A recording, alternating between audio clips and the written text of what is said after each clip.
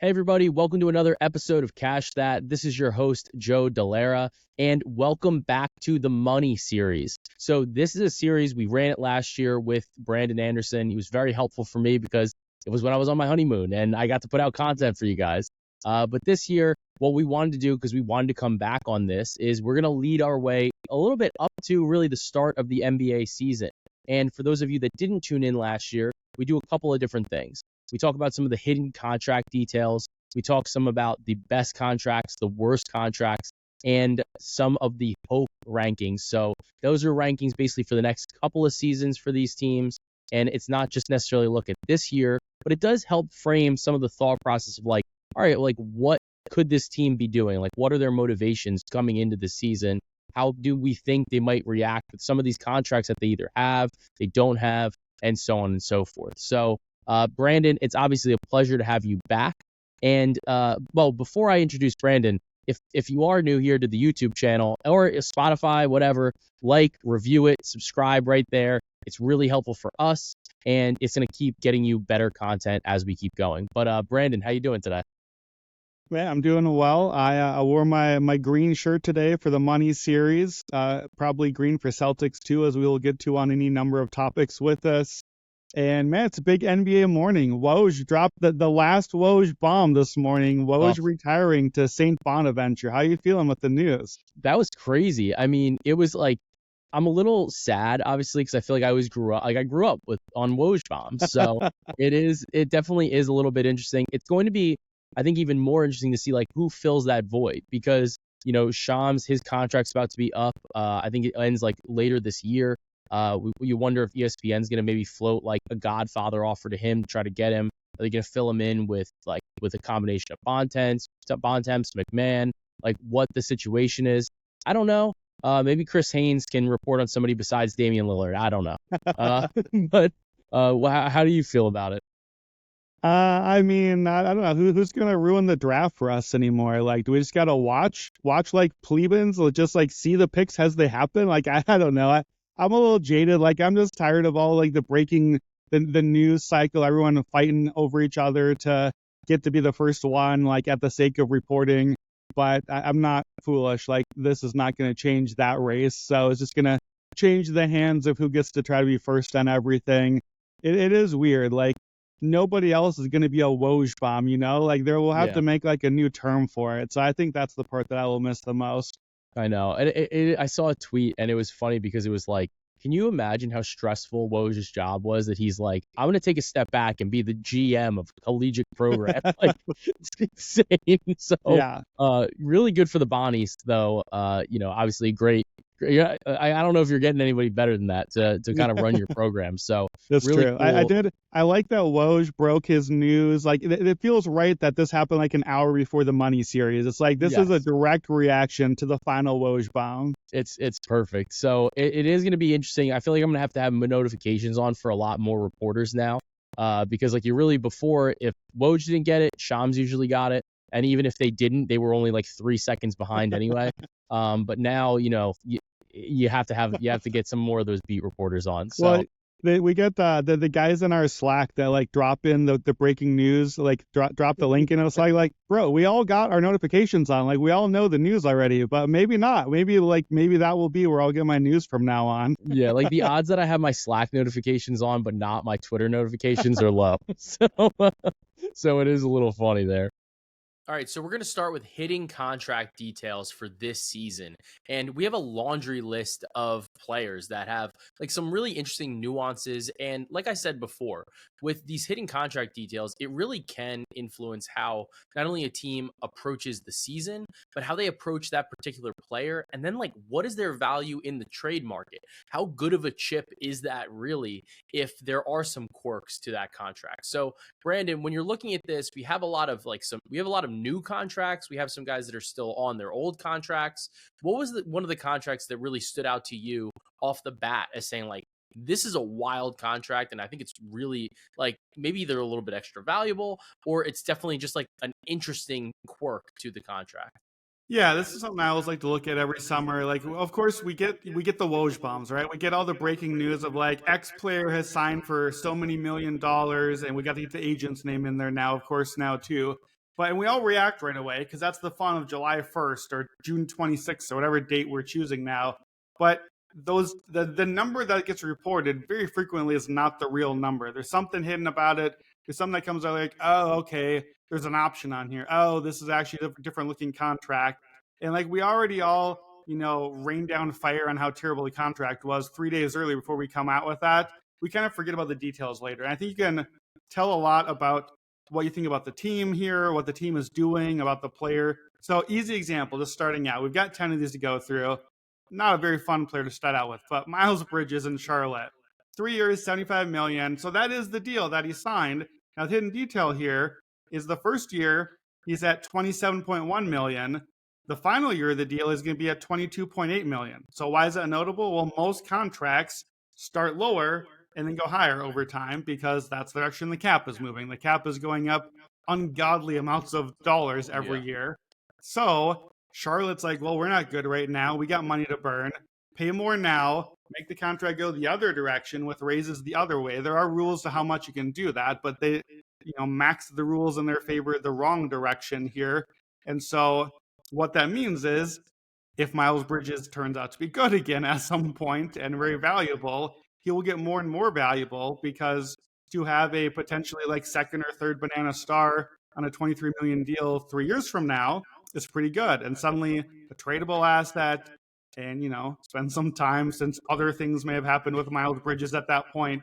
So yeah, just that's an easy example of, okay, just a notable detail on the contract that makes a difference. Yeah, and he was somebody that was looked at pretty intently at the end of or at the deadline last year as a piece, right? Like teams were looking at him saying like, "Hey, we want this guy." So Charlotte knows that he's a valuable trade chip, and even on and especially like on this type of contract for a team that is contending, right?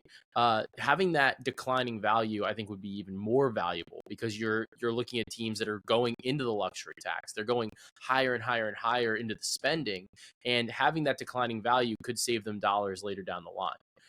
Now, there were some other interesting moves that were being made, and some of the players. It was interesting with the way this offseason was. We saw a lot of players where it's like the market almost just dried up out of nowhere for these guys. And one player that I thought was interesting too, and I think could still be traded, is Jonas Valanciunas. Signed 3-year, $30 million $30 million contract, and the final year is not guaranteed.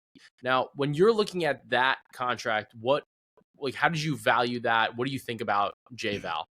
Yeah, so I mean that's one where it came out as just 330. We learned about the non-guarantee the last year afterward, but I thought it was a great deal even before that. Like he's a good quality player. He is a definite starting NBA center. We've seen him like mash in multiple play-in games. For Washington, it's like, oh, what are we doing? Like the Wizards are tanking. Why do we want Valanciunas? Well, we want him because he's a tradable contract. He's a valuable player for now. He can eat up some minutes. Like they gotta play some guys out there. But I just think, yeah, it's a very tradable contract now. I will talk about marginal value when we get to the best and worst contracts.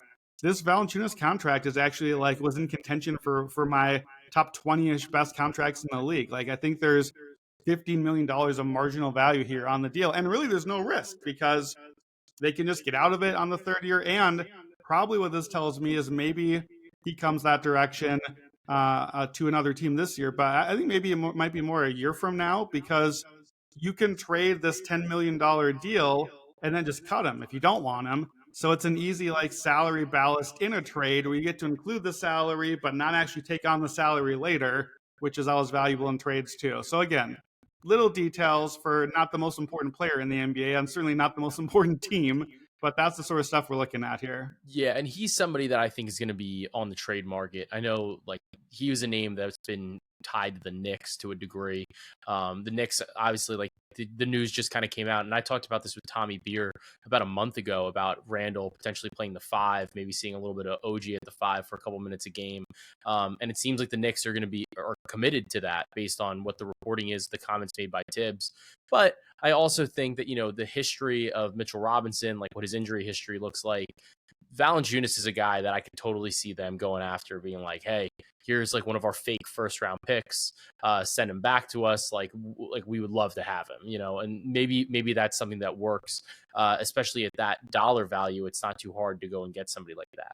But talking about a team that is in contention, that did see one of their key players go away, is the Denver Nuggets. The Denver Nuggets made kind of waves in a way by not bringing back Kentavious Caldwell-Pope, and instead they decided to replace him with Russell Westbrook and Dario Saric. What do you think about those contracts? Yeah. And like, are we getting enough value actually from those two players because of the dollar amount that they signed for?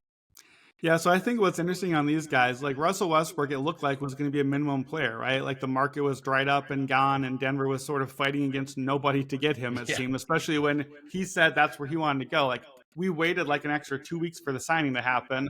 What's interesting is that he ended up signing for basically a 1-year, $3.3 million deal with the player option. And that's more than we would have expected Denver to have to give him dollars wise, at least according to what counts against the cap. That's not a veteran minimum. And it's not because you can't give a veteran minimum with a player option. Like that's not a contract that is legally allowed. They had to pay him a little extra if they wanted the player option on the deal to give the chance to keep him on, a second deal at this level, to give his bird rights, to get a chance to bring him back later with an advantage to keep him, which they don't have otherwise if he just expires, be able to match contracts. And then Saric, a little bit the same thing. 2 years, just under 11 million, but again, has a player option on that deal. This to me is Denver wanting to have some more options, wanting to have a little bit more control over these guys somewhat, although the players have the control still. But it also speaks a little bit to some of my concerns about Denver. Like they are just really coming up against it with the cap. That I think is the only reason you let KCP go.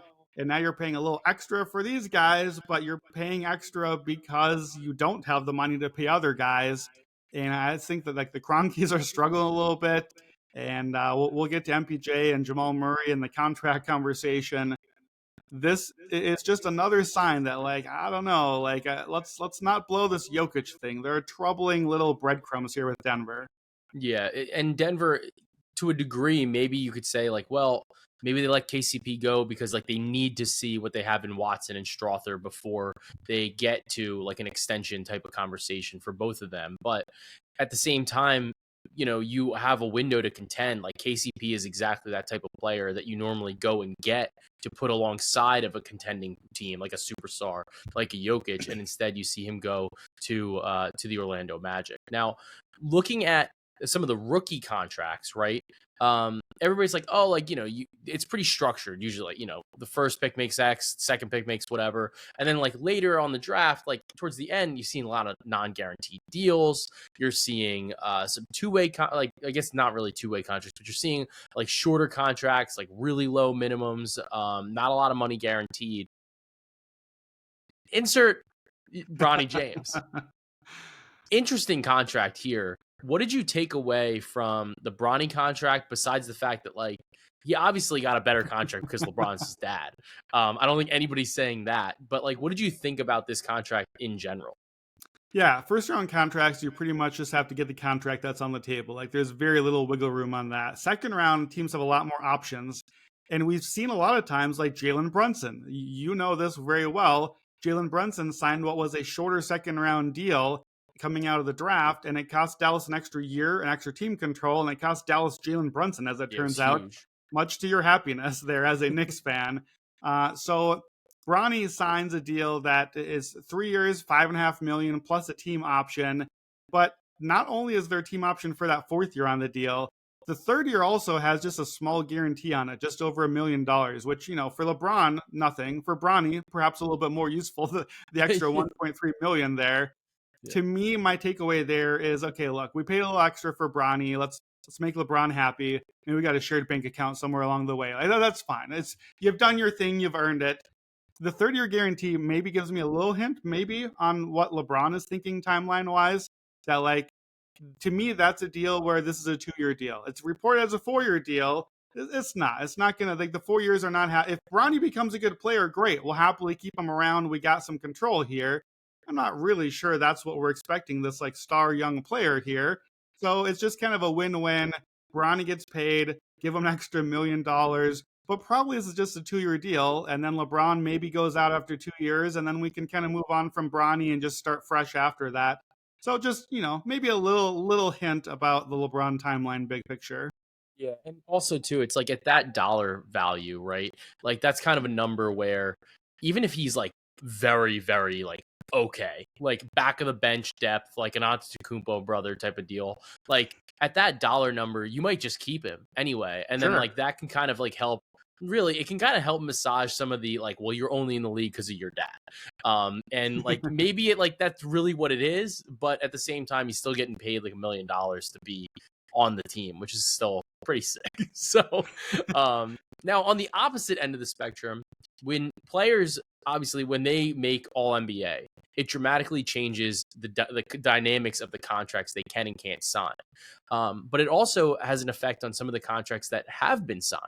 And we have a guy like Anthony Edwards who has really like exceeded I don't want to say all expectations, but he's really risen in terms of like the way that he's viewed and the perception of Anthony Edwards, I think, throughout the league. I think he's been incredible, but I also do think that the narrative around him is very like fostering. I think that people want to like him. Like he's got an electric personality. He dunks on everybody, doesn't care. Like he does have the moments. His contract has ballooned from 5 years, $205 million on the extension to 5 years, $245 million on the extension. What are your thoughts on that? Was it a move that the Wolves, like obviously the Wolves had to do it, but does it change? Like, how does it change the value to you for a guy like Anthony Edwards? Yeah, so it's not really even a move the Timberwolves made. It's not a move anyone made now. It's a move that happened on its own when All NBA happened. And we saw this with Jaylen Brown a year ago, a little bit differently because he was then eligible. But this is a Rose rule thing. Like this was Derrick Rose, won MVP, but was still playing on the rookie deal. And so like you never want to have a rule named after you because it probably means you got screwed and then they had to like fix it in your name afterward. Like same with diseases, right? Like you don't want to be the guy that the disease is named after. So no. I don't think D Rose got the benefit here, but effectively, like and we'll get to some of the other rookie deals, like you sign a max deal of what the actual max is, but as we know, max deal doesn't mean max for everybody. Like everyone's max is a little different depending on if you're, in your 7th year or your 10th year or beyond. And it also depends on with like the Rose rule is that, so Ant signed a year ago for 6 years at the max, or sorry, 5 years at the max, which was estimated 205. Like, if you go on Spot Track, my guy Keith Smith, that's where I get all this contract stuff from. So invaluable resource here. You'll see like all year last season, that is marked in like purple as an estimated value because we don't know yet what it will be. His contract kicks in now and it's going to be the max of whatever the new cap was, which they didn't even know when they signed it. So like the contract is basically signed as, we'll give you the 5-year max, whatever it's going to be. And also, if you make all NBA or a couple of the other stipulations like win MVP or defensive player of the year, like it's all in the same clause, then you get the max with the Rose rule. So that's what happened with Ant is that he made all NBA. And look, it's my guy. Like I'm a Timberwolves fan, reportedly. I had Ant 5th team all NBA. Like I think this is a little bit aggressive to have him all NBA this season. And it's fine. The league wants him to be a star, like you said. What matters here is that costs the Wolves $40 million. And like Ant is worth it. That's not the problem. I'm happy to get Ant his money. That's great. But the Timberwolves are already like inundated with just tons of money, tons of contracts. Like they're paying practically $100 million for the 3 big men alone on the team. So it's just like it's hard on the team building because we already have known this is a thing that's coming down the pipeline. Like they're gonna have to move some salary. It's got to be Cat gone or Rudy gone or maybe McDaniels. This just like exacerbates the problem and speeds up the timeline because $40 million over 5 years. Well, Ant is worth that. Nobody's really arguing that. But you just lost an $8 million player every year along the way, or you had to get rid of a more expensive player to get some of that money back. And for a small market team, especially, like that really matters. So even the contracts that didn't get signed now, that's like a year-old contract that just didn't get the real amount yet. And I think the Timberwolves timeline has been an issue, and it just moved up even faster, I think. Yeah, the only good thing I think you could say is that because Ant's obviously the like young relative to what else is on the team. The only good thing is that like you could say, well, realistically, like they can't get rid of Rudy. Like there's no way, there's really no functional way to get rid of him. So it's like you almost have to speed up the timeline in a way, because it's like unless you're going to play out the contract, like I don't know what else you do. Like so, because otherwise you're basically kind of wasting a little bit of time there too. So it's like if that helps in like the mental mechanisms of the front office saying like, all right, well, like fuck, like now we have to maybe do like a little bit of like a more degree, then maybe that kind of changes it. But when we talk about some of like the elite front office executives, Sam Presti is a name that like you have to talk about. And what did he do this offseason that was just a masterclass, just classic Presti, because he did make a number of different moves here, and it's been really successful for Oklahoma City.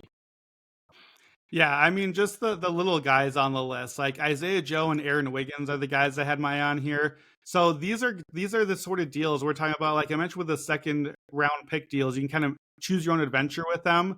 These guys, I think, are undrafted, if I remember right, and you can really choose your own adventure there.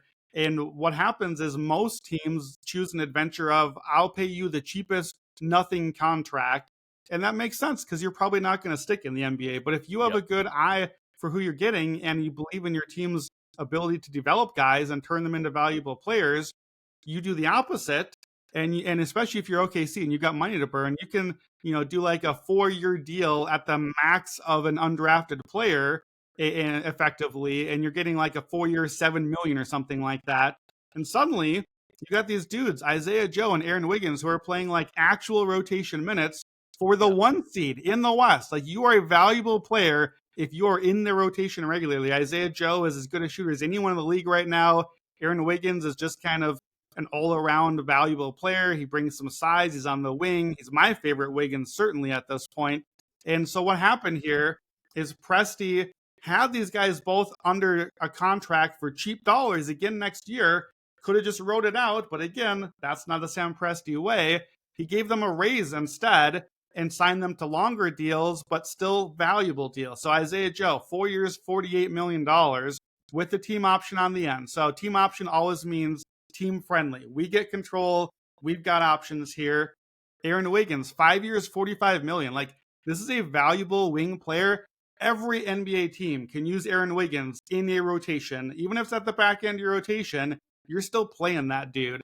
And a wing that you can play for $9 million a year for 5 years, like $9 million is about to be nothing in this world of salary cap in the NBA. So they're not only that, they're declining deals, like we said with Miles Bridges. So they're more expensive now. And then eventually, as like the Chet and the Jalen Williams maxes come in, these deals will get more and more valuable to the Thunder. Or you've got a $9 million Wiggins deal or $12 million Isaiah Joe deal that you can trade. And who doesn't need a shooter? Who doesn't need a guy on the wing? And now you're the Thunder, and you've got like, you need sometimes that mid-sized contract just to throw into a trade a little bit, just to get some salary out there. So it just, again, it's like you said, it's a masterclass that Sam Presti, just the rich get richer. They got like 1 billion draft picks, but they're getting these guys off of no draft picks. Everyone could have had these dudes, and now they just have these like dirt cheap quality role players on the team. Yeah, and I think a lot of times too with these players, like these guys that are undrafted or maybe like late second round, like whatever, or they were cut or whatever the circumstances are, if you can get them in these deals, like it has to be a mental thing too, where these players are like, I have to take this money. Like it's like I know like it might not be the best deal, money, but like I got to take the money because like I've never gotten paid. So it's like if you get some security where you're like, hey, like, dude, like if you're Wiggins and you sign 5 for 45, you're like, I've never seen this money before, and I didn't think I was ever gonna see this money. You didn't get drafted. You're not supposed to be the NBA, and you just made $50 million on this deal. Like you're fine. You're set for life after that. Exactly. But then like you said, those deals then allow you to make some overpays, and it allows you to like go and get some other guys. And like the biggest news, and it sucked for me as a Knicks fan because they were able to go and get and like really claw away Isaiah Hartenstein. And the biggest conversation regarding this was like, Hartenstein even said, he was like, I wanted to stay in New York. And obviously I would imagine that some of the like the endorsement deals could kind of make it a little bit closer in terms of like what the value was. Like if it was equal, like you'd rather be in New York for a lot of different reasons. But like it wasn't. It just wasn't even close. And like the Knicks just couldn't even come close to matching. And it was by rule that they couldn't come close to matching. And that's one of those, I wonder if they do start to maybe change a little bit where it's like, hey, like you should be able to keep your guys. If they're on the team like for a couple of years, you should be able to keep them. I do wonder if that's maybe something that does change to a degree. But Oklahoma City, they went and got Hartenstein. Did you feel it was an overpay? But like, if so, isn't it acceptable overpay? Yeah, I mean, yes to both. And especially like this is another one where the hidden detail mattered a lot. So this gets reported, I think, as Isaiah Hartenstein, 3 years, $90 million. And your eyes just pop out. You're like, oh my goodness. Like, no wonder the Knicks have no chance to keep this guy at $90 million for 3 years. So first, it's not a 3-year, $90 million deal. That's the reporting. It's really a 2-year, $59 million deal with the team option. I don't think the team option is going to get picked up on this. Like, this is a 2-year deal that is still an overpay by my kind of math that I do on salaries. Look, I like Isaiah Hartenstein. I had him second team all defense. I thought he was really important to what the Knicks did. This is not a dumping on Hartenstein. I thought he's great and earned the contract. I still would not give him anywhere near $30 million a year in this market for centers. I would have given him maybe like 18-ish per year, maybe 20 max. So even over 2 years, this still ends up being like $20 million too high, let alone the mythical third year that's not happening. But again, the Thunder are in position where for 2 years, they can afford to do this. Why 2 years? Well, let's scroll up in my notes here. Jalen Williams, Chet Holmgren, same draft, 2 years left on the rookie deal. Well, imagine that. So Isaiah Hartenstein's money just magically comes off the salary right as Chet and Jalen Williams, the J-Dub, are going to get big fat extensions. Again, no surprise that that is lining up that way. And I think, too, having that team option on the deal, again, it's sort of like that mythical third year that provides salary ballast in a trade where now you get to a year from now and like maybe this trade deadline even. The Thunder are contending, but they want to make a big splash. J-Dub hasn't taken the next step maybe. We need that actual second star on the wing. We got Chet. We got Shea. We don't think J-Dub's going to get where we need to, and we're ready to win now. Well, we got to trade his salary, but he's only making like a couple million a year. We want like Paul George. We want like an actual salary. How do we get there? Oh, how about we add in Isaiah Joe and his $11 million deal? We add in Isaiah Hartenstein here, $30 million deal. That gets us to the salary, but the team getting him isn't like, we don't want to take that salary for 3 years. That's terrible. Well, you took it for 2 years. It's valuable. It's a little bit of an overpay, but he's a good player. And then that last year is kind of a fake year. So I think that, again, that's Presti doing Presti magic to line things up. And in this case, Presti magic meant overpaying. Sometimes overpaying can be an okay thing if you've done enough other work. Like the money you saved on Wiggins and Isaiah Joe let you pay for Hartenstein. And now, like, that's a big swing. These are 2 title contending teams between the Knicks and the Thunder. What a world that sentence is. But you took one of their most important players and a great defender and added them to your already elite defense. That's a huge swing because you played the salary game right, basically. Exactly. And I think that was the thing because New York felt that, and I think they were right based on the comments that came out, basically. It was just that they felt like if they offered what they could offer, which was basically like 4 years, and it was like, I think it was like 70 something million, basically. That was like, nobody's gonna beat that unless they came in with like Oklahoma City did with like a Godfather type of offer, basically, given, the media background in New York, whatever. So it definitely hurt New York to not be able to bring him back, but it wasn't, let's say it wasn't super surprising. The contract, and I know we're going to talk about it a little bit more, but there were a number of different contracts, and there's a number of different contract scenarios that are happening right now in New York that are like, it's creating like a waterfall effect, right? Because Brunson signs this incredibly team-friendly deal where people are like, what? Like he probably left like 70, $80 million on the table, like, which is crazy. But like the thought process for him is he was like, I don't care. Like I get to be the face of the Knicks. I'm going to make this money anyway. Like it is what it is. Like I'm going to be fine.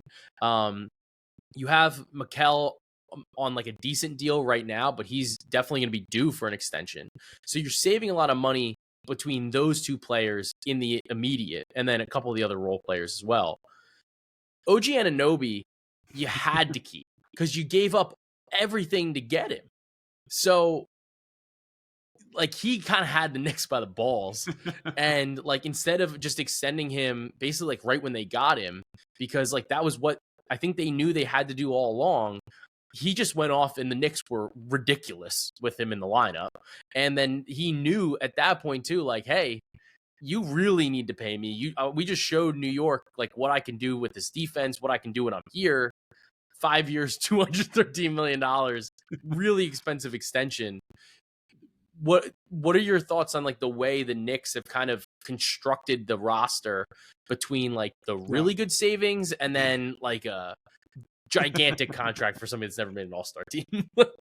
Yeah, I mean, I definitely have thoughts on all three of these guys.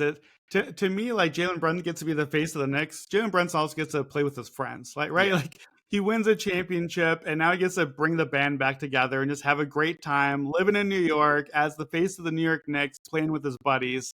And like, again, what are these $1 million we're talking about? Like, you and I have no idea what this money actually like. These numbers are just like play money to us. Like we're playing Monopoly, so it's easy to say like, oh, who cares about the 70 million? Like you still got 138 million out of this. I don't have any idea. Like 138 million sounds pretty good to me. I don't know if 208 million instead really like changes my life at that point, but I don't know what this stuff is. So a Brunson thing, like obviously clearly sacrificed a lot of money, gave up money that effectively went straight into OG Anunoby's pockets and eventually soon Mikal Bridges' pockets. And let's be fair, the New York Knicks owners' pockets a little bit too. Like that's also part of this, but them's the rules. Like where this is how the NBA works. I will say like there's a player option at the end of the Brunson deal. That's certainly not team friendly. Like the whole deal is team friendly, but so that's $43 million in an age 32 season for a small guard. That's really a lose-lose for the Knicks because in all likelihood, hopefully, Brunson's still really good and he opts out and he gets the big extra contract 1 year early. So there's no upside on that year for the Knicks. He's probably not going to play that end of the deal unless he's a small guard age 32 that's not worth $43 million anymore, in which case now he keeps the option. That's also a lose for the Knicks because now you're paying $43 million to not a $43 million player. It's the price of business. Like I can't fault you if you're going to give up $50 to $100 million of contract, whatever possibility. You have the right to get this back. And frankly, I think that option was a big part of why he was able to do the deal he did, to get out of the deal a year earlier, to get the extra big deal, because that's where you're going to get this money back eventually, hopefully. I'm a little concerned personally. I get some like Isaiah Thomas Celtics version vibes here of just like a small guard. But like that, I think that was interesting. Mikal was on our best contracts a year ago. He has moved down my list a lot, partly because he's not as valuable the way he played last season, partly just because there's only 2 years left on a deal. And like the longer that you're signed at a cheap deal, the better value a contract is. And then OG, I feel like all the money we saved on Brunson, we kind of just gave right back to OG and then some by my math. I have him overpaid by $60 million, 5 years, $213 million. Again, player option on that deal, $48 million. I think he's probably going to keep that option. So I think the Knicks are going to get stuck with that one.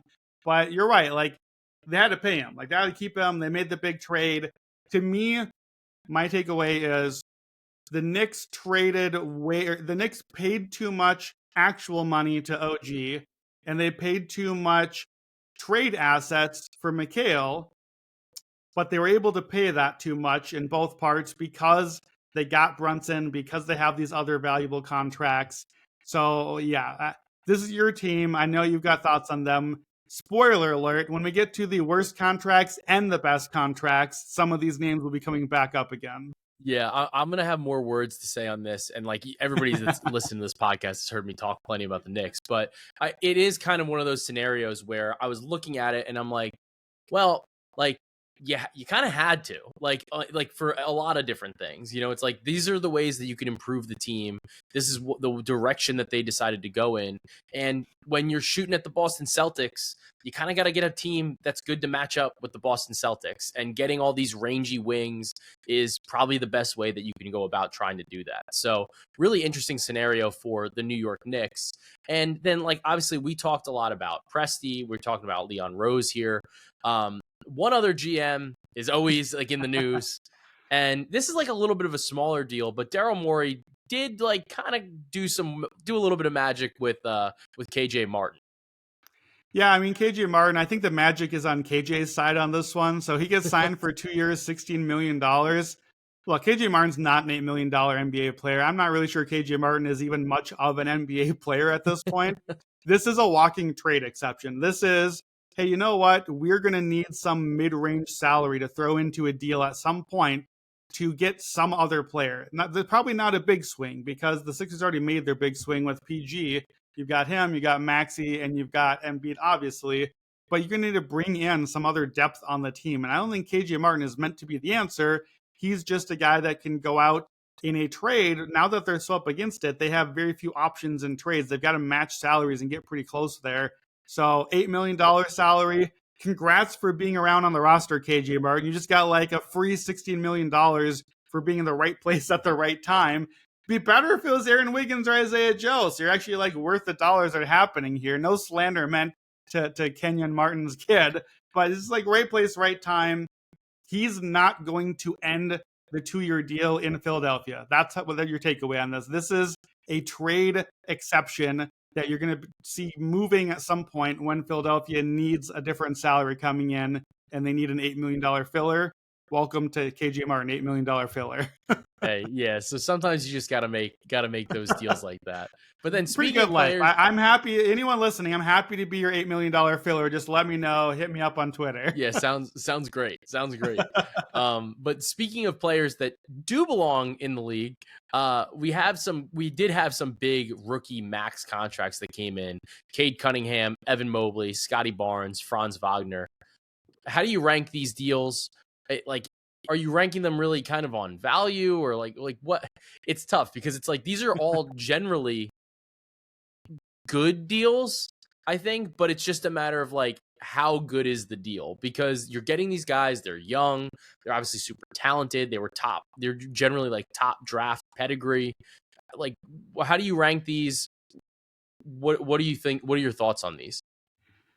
Yeah, I mean these are gigantic maxes crazy. when they come out. You see the numbers on these deals and your eyes just pop out. It's like it's an estimate right now, but all these guys got the exact same contract for now because they're just getting the rookie max, and it's not this year. They're all playing out the final year of their deal, and then it's a 5-year extension after that for about $224 million to be determined based on the cap size. So the crazy thing is, there's one guy on the list. Oh, I think there is a clear best and a clear worst, and then I'm not sure about the two in the middle. To me, unfortunately, I think Franz is the clear worst on the deal, only because I'm evaluating if you're a max player, if you're going to make like if Franz in this deal makes an estimated $51 million the final year of the deal. Like I really like Franz Wagner. I enjoy watching him. I enjoy that he's kind of the glue guy on the team. I like that he elevates the players around him. He does a little bit of everything, whatever you need him to. If you're making $51 million, no matter what the cap is, like, I just think I don't need to describe you as the glue guy that makes everyone a little better. Like, I think I need more. I think I need, if not a leading scoring option, I need you to at least be a knockdown shooter. That certainly is not happening with Franz. I need you to bring like plus defensive value. I think Franz is a good defender, but not a that level defender. Like, it worries me long-term about the construction of the Magic. I think we know I'm not the biggest Paolo fan in the world also. And I worry that you're going to end up paying Paolo and Franz like number one players when I'm not sure either one is a number one player. And I definitely don't feel like Franz is even a number two player. I think you need a number one. I think Paolo might be a 2 and Franz a 3 in like the structure of what a great team looks like. But now what? Because you're paying them differently.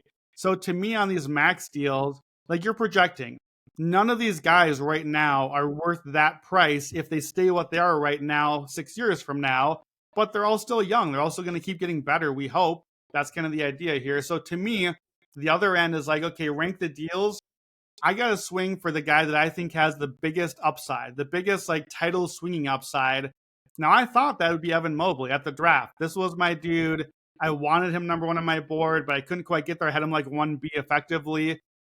Scotty's still winning me over a little bit. I was a lot more impressed with him after I dug into the numbers this summer. He like legit improved at nearly everything last year. Like he really has come around.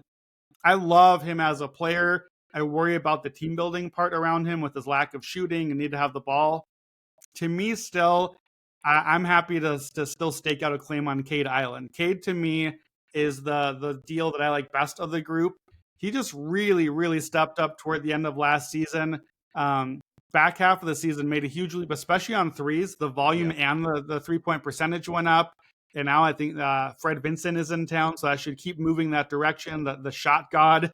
And to me, I think that like all of these guys are going to be valuable players you want on your NBA team within reason, depending on the deal. To me, Cade is the one of the four that still has like true franchise player lead your team into the playoffs in a deep run potential. He might be the worst of the four right now on the balance, to be honest. But if you're going to sign a max deal and be all in on a guy, I think I need you to have that upside. And the Pistons certainly do. We haven't had that guy in Detroit for a long time. So I got Cade first. I got Franz last. I probably would go Mobley over Scotty second, only because I think Mobley is a really valuable team building piece. And I still don't know how I feel about building that great team around Scotty. But so I go Cade, Mobley, Scotty, Franz. How do you look at these four deals? Yeah, I think I'm with you in terms of Cade having the highest ceiling right now out of all these players. And we've seen like legitimate growth from Cade like every year. And obviously he had the one injury shortened year. But last year, post All-Star break, he averaged 24.4 points a game, basically 5 rebounds a game, and 7.6 assists per game. Those are some big numbers, honestly. Like, and we're getting close to like he starts cracking like 26, 27 points a game, maybe 8 assists, 5, 6 rebounds. Like you were looking at, like that's an all-star for sure. Like without a doubt. And that's a guy that can be an actual engine to an offense. I think right now, I think Franz is the most useful of the players like right now, but I think it's also because I think the Magic have been better than like the Cavs are like interesting, right? Like but I think that the Magic like have been able to showcase Franz, and then even over like the summer, you watch him play for the German national team, and he looks great. Like he looks awesome. But I think that's also a little bit of a function of the fact they need him to have the ball more. It's just a different game, right? But looking forward in terms of like how the contracts are going to go, Toronto's just so bad that like like Scotty had an opportunity along with like Quickly, Barrett, whatever, to really try to pull Toronto out of it a little bit. And I don't totally see it.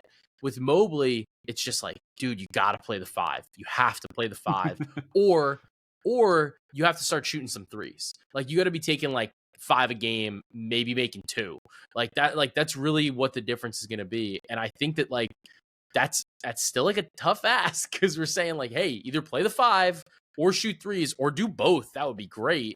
But like, that's just not something that we've really seen him be able to do. So really interesting scenario. I do think that if I had to take a bet on one of them, if I'm a team saying like, hey, one of these dudes could be like a true number 1 on a contender, I think you have to say it's Cade just based on what his offensive ceiling is. It's a lot harder to go out and get a 28 point per game guy than it is to get somebody that's going to maybe get 10 boards or, you know, even play like some tight defense, some tough defense. That's at least the way that I kind of see it.